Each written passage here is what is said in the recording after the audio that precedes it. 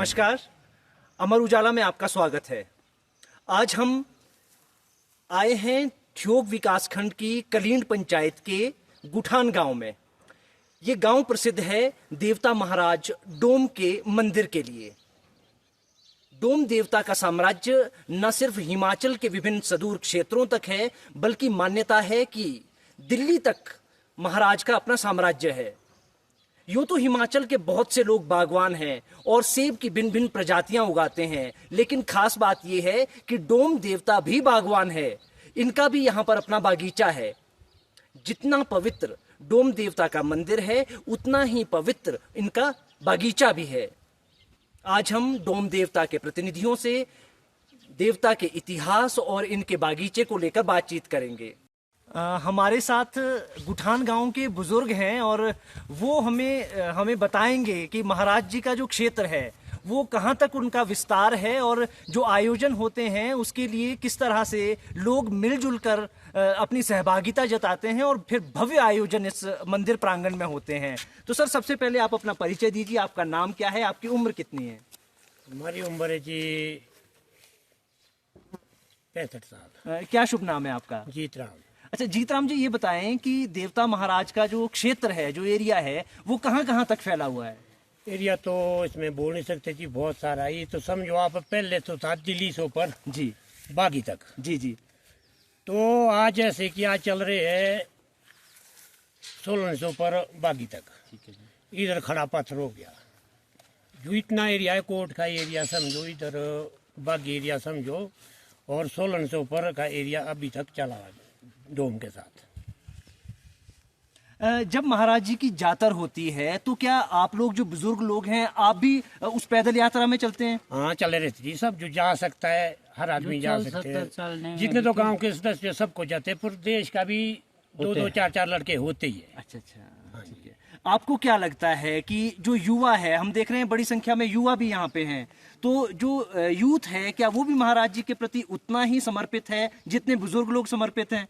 सब है जी, छोटे से लेकर बड़े तक सबके अंदर ये ही चाहे। बच्चे भी हमारे मान सम्मान सब करते देवते का। अभी तक जो बुजुर्ग कर रहे, आज नए बच्चे पूरी कर रहे। हाँ, नई पीढ़ी ने भी वो विरासत जो है संभाल ली है देवता महाराज की। हाँ जी, हाँ जी।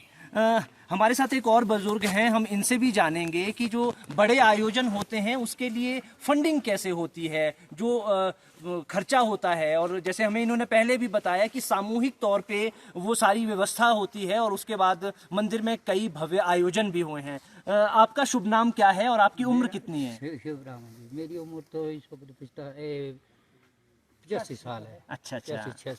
ठीक है। तो मुझे आप ये बताइए कि महाराज जी के जो बड़े आयोजन होते हैं वो किस तरह से आयोजित किए जाते हैं? ऐसे फिर जब देश इकट्ठा हो जाता है, फिर उसमें बांट बूंट लगा देते हैं कि कौन कैसा देगा, कितना देगा, और उस हिसाब किताब से फिर पैसा इकट्ठा हो जाएगा, तब जाके इसका फंक्शन बनेगा। ऐसे डिप्टी के पास कौन से सोएंगे पैसे की, वो अपने आप ही होगा जी। ये लोगों के श्रद्धा अनुसार है। जो लोग देना चाहे उसके। तो चांदा तो ऐसे है कि जितने इसको मान सम्मान करते हैं उतना चांदा डाल के। जी। श्रद्धा अनुसार है। आपने बताया कि 85 साल आपकी उम्र है, तो इन 85 सालों में आप कैसे बदलाव देख रहे हैं? देवता महाराज के प्रति जो श्रद्धा है वो बहुत ज़्यादा बढ़ी है। हम तो ये महसूस कर रहे हैं कि लोग अब पहले से भी ज़्यादा श्रद्धा जो है महाराज जी के प्रति है। तो आपका अपना अनुभव कैसा है?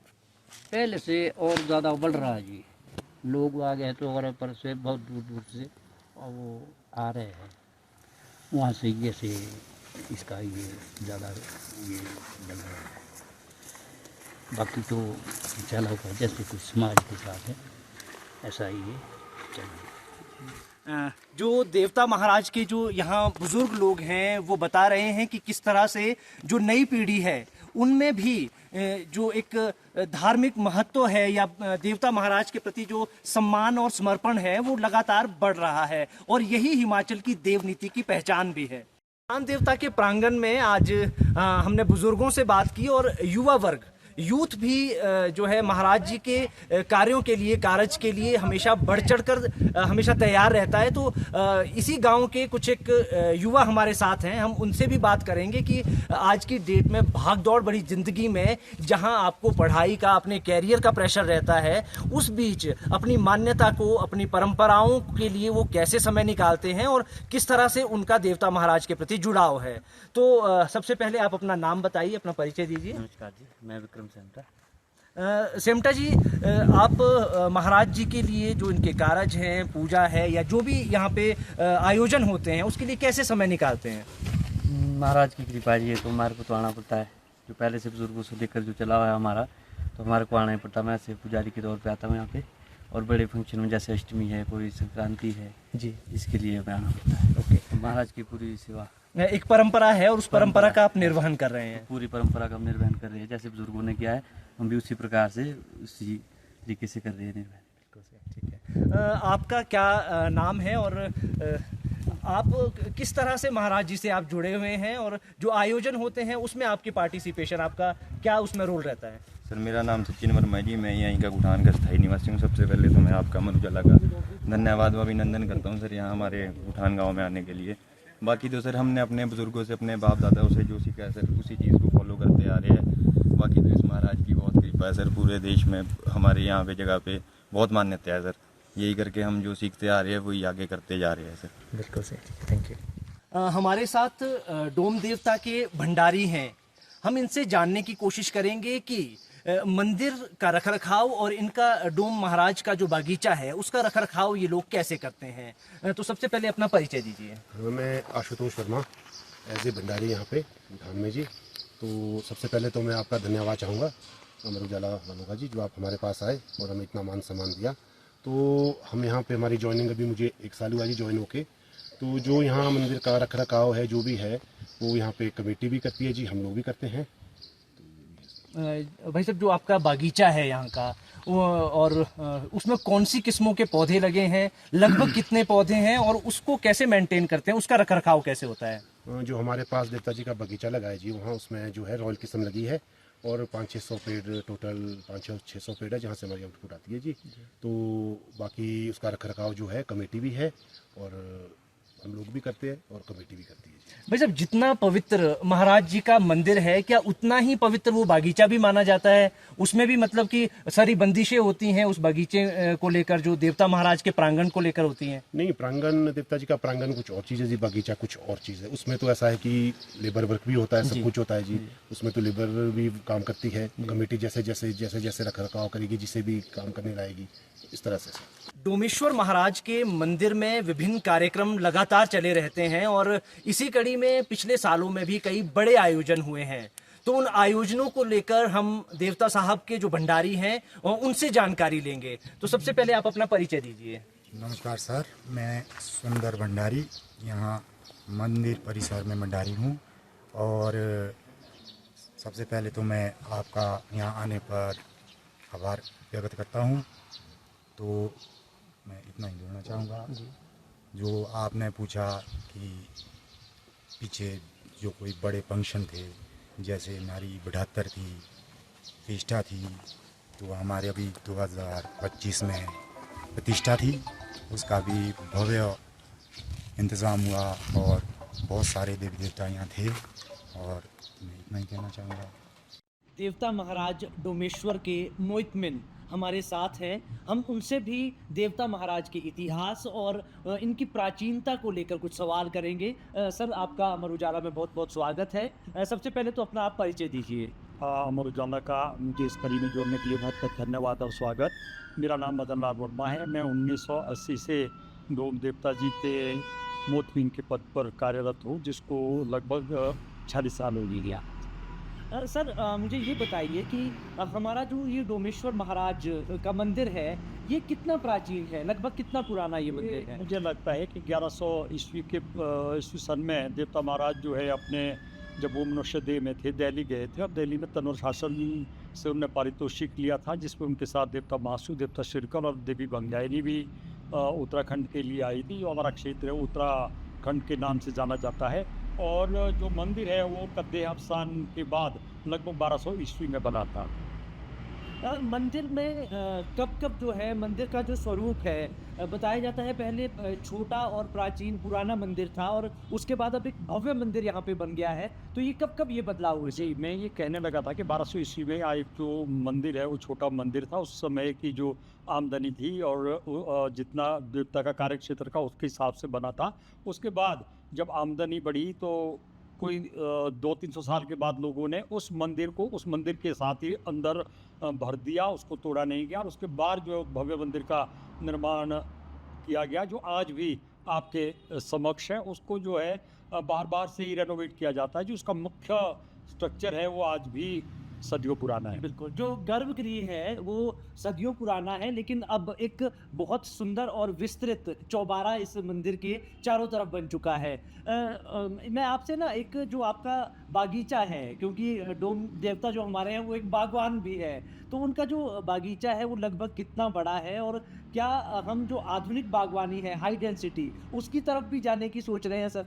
अभी तो जो हमारा बगीचा वो ट्रेडिशनल वैरायटी है, रॉयल पे ही है, जो मेरे को लगता है 10 बीघा पे होगा। वैसे देवता साहब के पास जो है कृषि योग्य जो भूमि है वो कोई 40-50 बीघे है और इसके अलावा हमारे पास 40 बीघे का देवदार का संरक्षित जंगल है, जिसमें ना लोग शिकार करते हैं ना उसकी टहनियाँ काटते हैं। केवल वहाँ से जो लकड़ियाँ ली जाती हो मंदिर के निर्माण और जीर्णोद्धार के लिए ली जाती है। और जो हमें जानकारी दी गई कि एक अब भविष्य में हाई डेंसिटी बगीचा भी एक देवता महाराज का लगाने की योजना है। बिल्कुल आपने सही सुना है। जो हमारे जनरल हाउस रहते हैं उसमें ये प्रस्ताव आएगा कि डोम देवता की जो ज़मीन है वो डिफरेंट तल पर है, उसमें लो हाइट भी है, मिडल हाइट भी है, तो उसमें उसकी जो रिकमेंडेड वैरायटीज़ है उसके हिसाब से जो है वो उसका पौधरोपण किया जाएगा।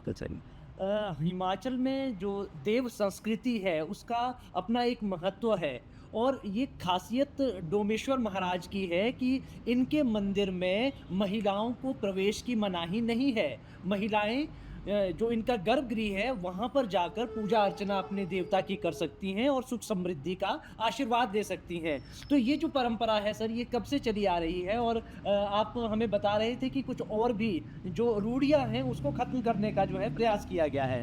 ये जो प्रथा है ये बहुत पहले से है। मंदिर गुठान में महिलाओं का प्रवेश जो है सदियों से होता है और उसमें 8 दिन का परहेज़ है। जो प्रसूता महिला होती है उसके लिए 1 साल का है, बाकी 8 दिन का परहेज़ है। और यहाँ पर जो प्रवेश है वो गर्भगृह से थोड़ा दूर तक नर और नारी दोनों का है। मेरा मानना है कि नर और नारी से बगैर जो ये सृष्टि है अधूरी है। और शास्त्र ये भी कहते हैं कि 5 दिन के बाद जो है स्त्री जो है वो चंडी पाठ में भी बैठ सकती है। इस महत्वपूर्ण जानकारी के लिए आपका बहुत बहुत आभार। हमारे साथ थे देवता महाराज के मोहतमिन और इन्होंने हमें बताया कि किस तरह से ये जो डोमेश्वर महाराज हैं ये किस तरह से प्रसिद्ध हैं और कितनी इनकी आधुनिक सोच के लोग जो है इस मंदिर कमेटी में हैं और इसे आगे बढ़ा रहा है। एक और सवाल मेरा आपसे रहेगा कि क्या क्या आयोजन जो है इस आपके सालाना जो है नियमित तौर पर यहाँ पे आयोजन होते हैं सर? यहाँ जो सालाना फंक्शन है बैसाख में यहाँ पर विशु होता है, रक्षाबंधन का फंक्शन मनाया जाता है। 4 जो संक्रांति है मुख्य, जैसे बैसाखी है, माघी है, दीपावली है, श्रावण की संक्रांत है, ये मानी जाती है। और यहाँ लंगर तो संक्रांत को तो लगाया जाता है, लेकिन 24 घंटे का लंगर या 12 महीने निःशुल्क दिया जाता है। और रहने की जो व्यवस्था है वो आज से नहीं बहुत पूर्व समय से जो है वो निःशुल्क लोगों को प्रदान की जाती है। जो बड़े उत्सव है यहाँ पर, सबसे पहले तो विश्व शांति के लिए शांत महायज्ञ का आयोजन यहाँ पर किया जाता है।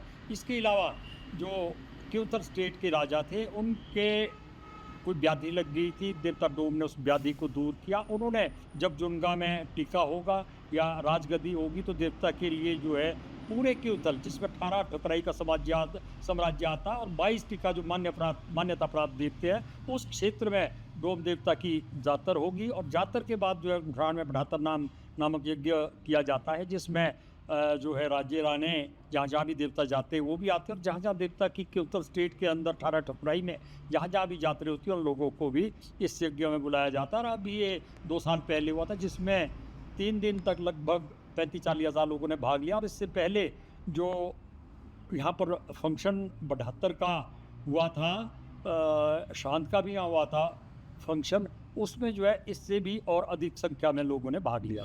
And fish. इस बहुमूल्य जानकारी के लिए आपका बहुत बहुत धन्यवाद। नमस्कार। आपके राज्य की खबरें, आपके शहर की खबरें सबसे पहले जानने के लिए देखते रहें अमर उजाला। चैनल को सब्सक्राइब जरूर कर लें और पाएं हर अपडेट।